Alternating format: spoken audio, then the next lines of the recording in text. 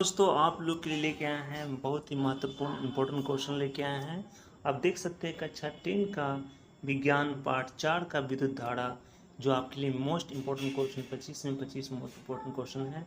ये जो आपको 2027 की परीक्षा में यानी जो है वो मैट्रिक में क्वेश्चन में आने वाला महत्वपूर्ण क्वेश्चन है। ये सारे प्रश्न बहुत ही इंपॉर्टेंट है जो हर एग्जाम में पूछे जाते हैं। तो चलिए फटाफट बताइए, इसमें से क्वेश्चन का जवाब दीजिए फटाफट। तो चलते हैं, शुरू करते हैं। आपको इसमें से पहला क्वेश्चन देख सकते हैं, है ना। पहला क्वेश्चन आप देख सकते हैं, बहुत ही मोस्ट और इम्पोर्टेंट क्वेश्चन है। पहला क्वेश्चन है क्या है ना। पहला क्वेश्चन है कि विद्युत धारा का ऐसा मात्रक क्या होता है। जल्दी बताएं फटाफट। इसका 4 ऑप्शन दिया गया है, बताएं इसमें से चारों में से सही इसका आंसर क्या होगा।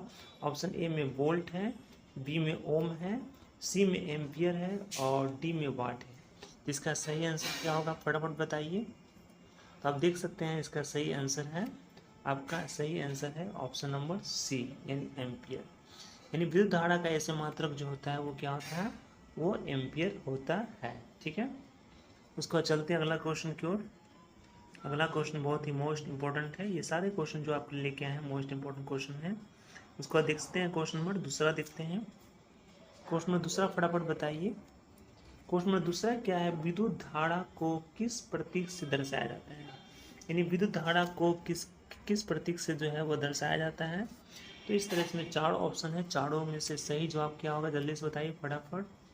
चारों में से इसका सही जवाब क्या होगा। विद्युत धारा को किसके द्वारा दर्शाया जाता है, तो इसका सही आंसर है ऑप्शन नंबर हो जाएगा इसका सी यानी आई। यानी विद्युत धारा को जो है वो आई से दर्शाया जाता है। ठीक है, विद्युत धारा को किससे दर्शाया जाता है, तो आई से दर्शाया जाता है। ठीक है, उसके बाद चलते हैं क्वेश्चन नंबर दूसरा है। क्वेश्चन नंबर दूसरा फटाफट बताइए। क्वेश्चन दूसरा नंबर अब सॉरी क्वेश्चन तीसरा नंबर बताइए। विद्युत आवेश का एसआई मात्रक क्या होता है। विद्युत आवेश का एसआई मात्रक क्या होता है फटाफट बताइए, इसका आंसर क्या होगा।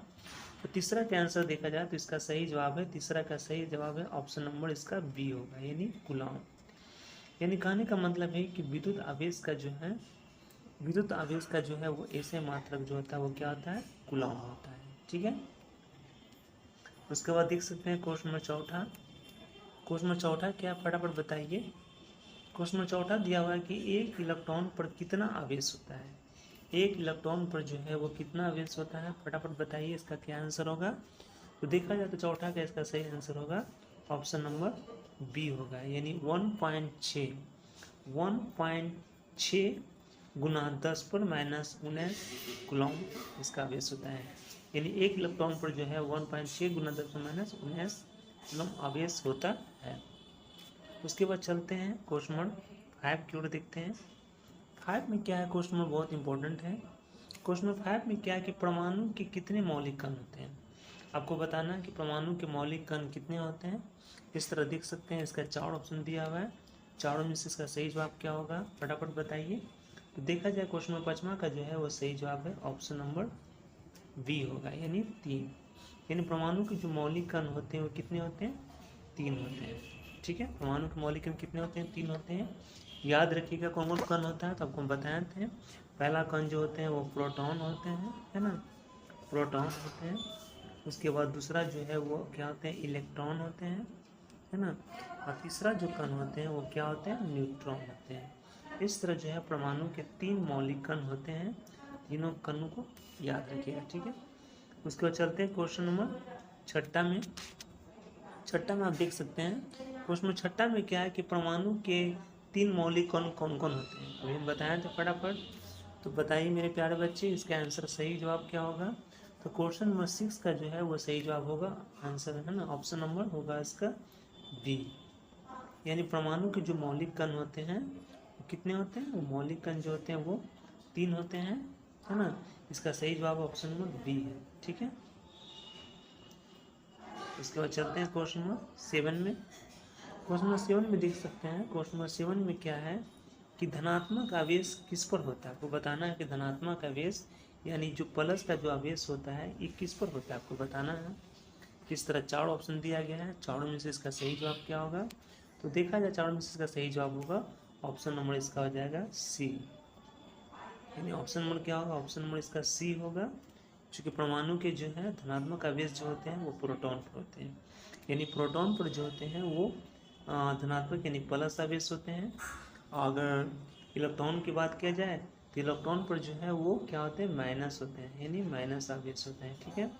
और न्यूट्रॉन पर अगर पूछता है तो न्यूट्रॉन पर इसका आवेश क्या होते हैं, न्यूट्रॉन पर इसका आवेश जो होता है वो क्या होता है, तो वो होता है शून्य आवेश होते हैं, है ना।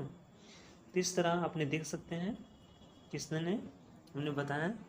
उसके बाद चलते हैं अगला क्वेश्चन की ओर। फिर क्वेश्चन नंबर 8 में क्या है, फटाफट बताइए।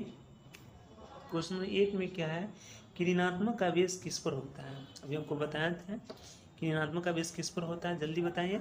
क्वेश्चन नंबर 8 का जो है वो सही ऑप्शन क्या होगा, तो क्वेश्चन नंबर 8 का जो है वो सही ऑप्शन है, ऑप्शन नंबर हो जाएगा इसका सी हो जाएगा, यानी इलेक्ट्रॉन पर। यानी इलेक्ट्रॉन पर जो है वो ऋणावेश होता है। ऋणावेश का मतलब आपको बताए थे कि ऋणावेश का मतलब क्या होता है, माइनस होता है, यानी माइनस को ही है ना ऋणात्मक आवेश कहा जाता है, ठीक है। उसके बाद चलते हैं क्वेश्चन नंबर 9। क्वेश्चन नंबर 9 में आप देख सकते हैं, क्वेश्चन नंबर 9 में क्या है कि न्यूट्रॉन पर कितना आवेश होता है, जैसे आपको बताए थे कि न्यूट्रॉन पर कितना आवेश होते हैं, फटाफट बताइए इसका आंसर क्या होगा। तो देखा जाए क्वेश्चन नंबर 9 का जो है वो सही ऑप्शन क्या होगा, तो ऑप्शन नंबर होगा सी, यानी शून्य। यानी हम कह सकते हैं कि न्यूट्रॉन पर जो आवेश होते हैं वो क्या आवेश होते हैं, तो वो होते हैं शून्य आवेश होते हैं, ठीक है। उसके बाद चलते हैं क्वेश्चन नंबर 10वां की ओर चलते हैं, है ना। क्वेश्चन नंबर आप देख सकते हैं 10वां में क्या लिखा हुआ है कि निम्नलिखित में चालक पदार्थ कौन सा है, फटाफट बताइए। इनमें जो है वो चालक पदार्थ कौन सा है, तो इस तरह इसका 4 ऑप्शन दिया गया है। तो क्वेश्चन नंबर 10वां का जो है इसका सही ऑप्शन क्या होगा, तो क्वेश्चन नंबर 10वां का जो है वो सही ऑप्शन हो जाएगा, ऑप्शन नंबर होगा सी, यानी तांबा। तांबा जो है वो चालक पदार्थ होता है ना। चालक पदार्थ उसे कहा जाता है जिसमें विद्युत धारा है ना, जिसमें क्या होती है वो विद्युत धारा जो है वो बहती है, ठीक है। उसी तरह देखते हैं क्वेश्चन नंबर 11 देखते हैं। क्वेश्चन नंबर 11 में फटाफट बताइए, क्वेश्चन नंबर 11 में क्या है कि निम्नलिखित में कुचालक पदार्थ कौन सा है। आपको बताना है कि इसमें कुचालक पदार्थ कौन सा है। तो इस तरह इसका 4 ऑप्शन दिया गया है, चारों में से इसका सही जवाब क्या होगा, तो 11 का जो है वो इसका सही आंसर हो जाएगा, इसका सही आंसर होगा 11 का होगा सी, यानी रबड़। रबड़ जो होता है वह एक कुचालक पदार्थ होते हैं जिसमें विद्युत धारा नहीं बहती है, ठीक है। इसी तरह चलते हैं क्वेश्चन नंबर 12 की ओर। क्वेश्चन नंबर 12 में बताएं कि विद्युत धारा का प्रवाह किसके कारण होता है, यानी विद्युत धारा जो बहती है वो किसके कारण होती है, वो बताना है। किसके कारण जो विद्युत धारा का प्रवाह होता है बताना है। तो इसका सही जवाब क्या होगा, तो देखा जाए तो क्वेश्चन नंबर 12 का जो है वो सही जवाब होगा, नहीं सही ऑप्शन होगा बी, इलेक्ट्रॉन। क्योंकि इलेक्ट्रॉन जो होती है वो है ना वो बहती है, वो मतलब किसी प्रकार में धारा बहती है, तो इलेक्ट्रॉन के कारण ही जो है विद्युत धारा का प्रवाह होता है। तो इसका सही ऑप्शन होगा 12 का बी होगा, ठीक है। उसको चलते हैं क्वेश्चन नंबर 13 देखते हैं। क्वेश्चन नंबर 13 क्या, फटाफट बताइए, हमसे पहले क्वेश्चन का जवाब बताइए फटाफट। क्वेश्चन नंबर 13 क्या होगा, तो 13 में है कि विद्युत धातु सामान्य कैसी होती है, धातु जो होती है वो कैसी होती है। इस तरह 4 ऑप्शन आप देख सकते हैं, पहला में कुचालक, चालक, अर्धचालक, इनमें से कोई नहीं। तो बताइए फटाफट इन 4 में से इसका सही जवाब क्या होगा। तो हम कह सकते हैं कि क्वेश्चन नंबर 13 का जो है वो सही जवाब है, ऑप्शन नंबर क्या होगा बी, यानी ऑप्शन नंबर देखा जाए तो ऑप्शन नंबर जो है इसका बी जो है इसका सही जवाब है, इसका क्वेश्चन नंबर 13 का, ठीक है ना। उसके बाद चलते हैं क्वेश्चन नंबर 14 में देखते हैं। क्वेश्चन नंबर 14 में आप देख सकते हैं, क्वेश्चन नंबर 14 में क्या है कि विद्युत धारा मापने का यंत्र कौन सा होता है, यानी विद्युत धारा को किस यंत्र के द्वारा हम मापते हैं, हमको बताना है ना। क्वेश्चन नंबर 14 में है विद्युत धारा को किस यंत्र के द्वारा मापते हैं, तो आप देख सकते हैं तो इसका सही जवाब है, ऑप्शन नंबर हो जाएगा बी, यानी एमीटर के द्वारा। यानी हम कह सकते हैं कि विद्युत धारा का जो है वो एमीटर के द्वारा जो है धारा को हम मापते हैं, है ना। और एमीटर जो होते हैं वो जो होते हैं एमीटर का जो क्रम होता है वो जो है वो समांतर क्रम में श्रेणी क्रम में जुड़े होते हैं, है ना। क्या जुड़े होते हैं, ये श्रेणी क्रम में जुड़े होते हैं। ये भी याद रखें कि मीटर को जो है वो श्रेणी क्रम में जुड़ा जाता है। अगर वोल्ट मीटर पूछता है तो वोल्ट मीटर को जो है हम समांतर क्रम में जोड़ते हैं। है ना, तो ये भी याद रखिएगा, ठीक है। उसको चलते हैं क्वेश्चन नंबर 15। क्वेश्चन नंबर 15 में क्या है कि विमांतर मापने का यंत्र कौन सा होता है, यानी विमांतर को किसके द्वारा माप सकते हैं, फटाफट बताइए। क्वेश्चन नंबर 15 का सही जवाब क्या होगा, तो क्वेश्चन नंबर 15 का जो है वो सही जवाब क्या होगा, तो देखा जाए तो क्वेश्चन नंबर 15 का जो है वो सही जवाब होगा ऑप्शन नंबर बी, यानी वोल्ट मीटर। यानी कहने का मतलब है कि हम विभवांतर को जो है वो वोल्ट मीटर से मापते हैं, ठीक है। इसको चलते हैं क्वेश्चन नंबर 16 की ओर। क्वेश्चन नंबर 16 भी बहुत इंपॉर्टेंट, मोस्ट इंपॉर्टेंट है, ये हर साल एग्जाम में पूछे जाते हैं। तो बताइए प्रतिरोध का ऐसा मात्रक क्या होता है, प्रतिरोध का ऐसा मात्रक क्या होता है, इसका सही जवाब क्या होगा, तो देखा जाए तो इसका सही जवाब है, इसका ऑप्शन नंबर होगा बी, यानी ओम। यानी प्रतिरोध का ऐसे मात्रक जो होता है ओम होता है, ओम से ही इसे, है ना, प्रतिरोध को सूचित किया जाता है, मापा जाता है, ठीक है ना। प्रतिरोध का ऐसे मात्रक ओम होता है, ठीक है। और ओम का अगर संकेत पूछे तो ओम का संकेत जो इस तरह होता है, ठीक है। उसके बाद चलते हैं क्वेश्चन नंबर 17 की ओर। क्वेश्चन नंबर 17 में है क्या कि ओम का नियम किसने दिया था, ओम का नियम जो है वो किसने दिया था, आपको बताना है। ओम का नियम किसने दिया था, तो इसका सही जवाब क्या होगा, इसका सही जवाब है, इसका सही जवाब है ऑप्शन नंबर होगा बी, यानी जॉर्ज साइमन ओम। जॉर्ज साइमन ओम ने जो है इसका ओम का नियम दिया था, ठीक है। उसके बाद चलते हैं क्वेश्चन नंबर 18 में। क्वेश्चन नंबर 18 आप देख सकते हैं, क्वेश्चन नंबर 18 में क्या है कि विद्युत शक्ति का ऐसे मात्रक क्या होता है, विद्युत शक्ति का ऐसे मात्रक क्या होता है आपको बताना है, इसका सही जवाब क्या होगा, तो देख सकते हैं, है ना। क्वेश्चन नंबर 18 का जो है इसका सही जवाब होगा ऑप्शन नंबर बी, यानी वाट। विद्युत शक्ति का ऐसे मात्रक जो होते हैं वो क्या होता है, वाट होता है, याद रखिएगा, ठीक है। उसके बाद चलते हैं क्वेश्चन नंबर 19 में क्या है। क्वेश्चन 19 में आप देख सकते हैं, क्वेश्चन 19 में क्या है कि एक एम्पियर धारा का अर्थ क्या होता है, एक एम्पियर धारा का अर्थ क्या होता है, इसका सही आंसर क्या होगा, इसका सही आंसर आप देख सकते हैं, इसका सही आंसर होगा ऑप्शन नंबर बी होगा, यानी 1 कूलॉम प्रति सेकेंड होता है। यानी एक एम्पियर धारा का अर्थ क्या होता है, तो 1 कूलॉम प्रति सेकेंड होता है, ठीक है। उसको चलते क्वेश्चन नंबर 20 जो है, आप क्वेश्चन नंबर 20 देख सकते हैं।